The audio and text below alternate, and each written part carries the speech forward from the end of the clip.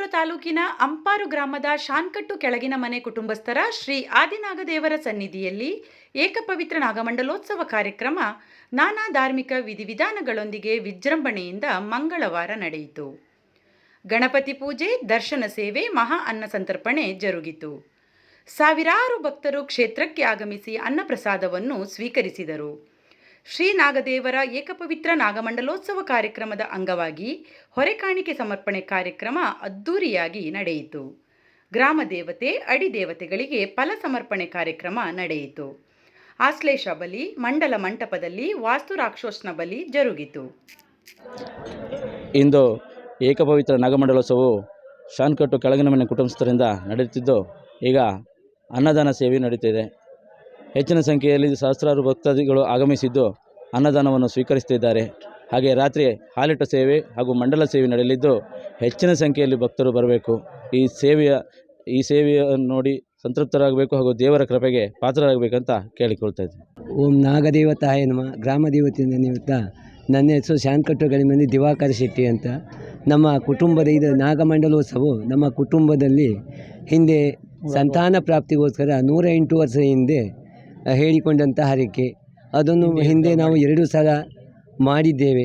ಅದು ಸರಿಯಾಗಿ ಅದು ಆಗಿಲ್ಲ ಎಂಬ ಕಾರಣಕ್ಕಾಗಿ ನಾವು ಆರೋಢ ಪ್ರಶ್ನೆ ಮತ್ತು ಜ್ಯೋತಿಷ್ಯ ಹಾಗೂ ದರ್ಶನದಲ್ಲಿ ಕೇಳಿ ತಿಳಿಯಲ್ಪಟ್ಟು, ಆದ್ದರಿಂದ ಮತ್ತೆ ಒಂದು ಸಾಧಾರಣವಾಗಿ 80 ವರ್ಷದ ಹಿಂದೆ ಇದೇ ಮಂಡಲವನ್ನು ಮುಂಚೆ ಮಾಡಿದ್ದಾರೆ. ಆವಾಗ ಇಲ್ಲಿ ಏನಾಯ್ತು ಅಂತ ಹೇಳಿದರೆ, ಇಲ್ಲಿ ಫುಲ್ಲು ನೀರು ಜಲಾಮಯವಾಗಿತ್ತು ಈ ಜಾಗ. ಆಮೇಲೆ ಆವಾಗ ಯಂತ್ರೋಪಕರಣಗಳೆಲ್ಲ ಕಾಲಲ್ಲ, ಜನಗಳ ಕೈಯಿಂದ ಕೆಲಸ ಆಗಬೇಕಿತ್ತು. ಆವಾಗ ತುಂಬ ಕಷ್ಟಕರವಾದ ಕೆಲಸ.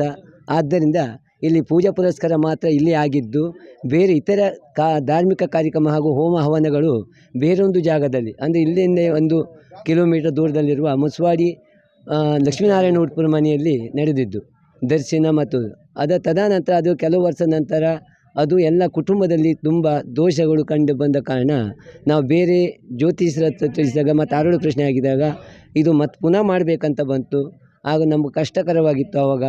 ಆದರೂ ನಾವು ಸಹ 35 ವರ್ಷ ಹಿಂದೆ ಮತ್ತು ಇದು ಹಾಲಿಟ್ಟು ಸೇವೆ ಅಂತ ಮತ್ತು ಹಿಂದೆ ಮಾಡಿದ್ದೇವೆ.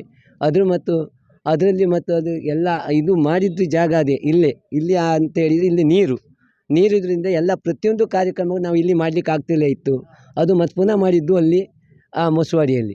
ಆದ್ದರಿಂದ ಆ ಕಾರ್ಯಕ್ರಮ ಸರಿಯಾಗಿಲ್ಲ ಅಂತ ಮತ್ತು ನಾವು ಆರೋಢ ಪ್ರಶ್ನೆ ಹಾಕಿ ಮಾಡಿದಾಗ ನಾವು ಒಂದು 7 ವರ್ಷದ ಹಿಂದೆ ಇದು ಮತ್ತೆ ಆಗಬೇಕಿತ್ತು. ಕೊರೋನಾ ಇರುವ ಕಾರಣದಿಂದ ನಮ್ಮದು 2 ವರ್ಷ ಮುಂದಾಯಿತು. ಇದು ಇಲ್ಲ ಅಂದರೆ ನಾವು ಈಗ ನಾಗಮಂಡಲೋತ್ಸವ ಆಗಿ 2 ವರ್ಷ ಆಗ್ತಿತ್ತು. ಆದ್ದರಿಂದ ಕುಟುಂಬದ ಎಲ್ಲರೂ ನಾವು ಸೇರಿ ಒಪ್ಪಿಗೆಯನ್ನು ಪಡೆದು 4 ಕುಟುಂಬ ಸೇರಿ ಒಪ್ಪಿಗೆ ಪಡೆದು ಹಣವನ್ನು ಹೊಂದಿಸುವ ಬಗ್ಗೆ ಎಲ್ಲ ಊರಿನವ್ರ ಮುಖಾಂತರ ಎಲ್ಲ ಸೇರಿ ನಾವು ಇದು ತೀರ್ಮಾನ ಮಾಡಿದ್ದು ನಾಗಮಂಡಲೋತ್ಸವ ಮಾಡಲು. ಹಾಗೆ ಎಲ್ಲ ಅದು ಅಲ್ಲದೆ ಮತ್ತು ಎಲ್ಲ ನಮ್ಮ ತುಂಬ ಊರಿನ ತುಂಬ ಸಮಸ್ತ ಜನರು ಮತ್ತು ಗ್ರಾಮದ ಮತ್ತು ಪರ ಊರಿನವರು ಸಹ ಇದಕ್ಕೆ ಆದಷ್ಟು ಸಹಾಯ ಮಾಡಿದ್ದಾರೆ.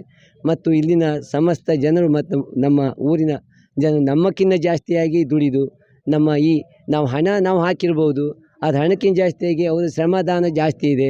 ಆದ್ದರಿಂದ ನಾವು ಎಲ್ಲರೂ ಅವರಲ್ಲಿ ಕೇಳಿಕೊಂಡಿದ್ದೇವೆ, ಕಷ್ಟ ನಮ್ಮಲ್ಲಿ ನಮ್ಮದು ಏನು ತಪ್ಪುಗಳಿದ್ದರೂ ಅದು ತಿದ್ದುಕೊಂಡು ನೀವೆಲ್ಲರೂ ಇಲ್ಲಿಯ ತನಕ ಎಷ್ಟು ಒಗ್ಗಟ್ಟಿನಲ್ಲಿ ನಮ್ಮ ಜೊತೆ ಇದ್ದೀವಿ, ಇನ್ನು ಮುಂದೆ ಸಹ ಕೆಲವು ಕಾರ್ಯಕ್ರಮಗಳಿದೆ, ಅದು ಮುಗಿಯೋ ತನಕ ನಮ್ಮ ಜೊತೆಗೆ ನೀವು ಕೈ ಜೋಡಿಸಬೇಕಾಗಿ ನಿಮ್ಮೆಲ್ಲರಿಗೆ ನಾವು ವಿನಂತಿಸಿಕೊಳ್ಳುತ್ತೇವೆ.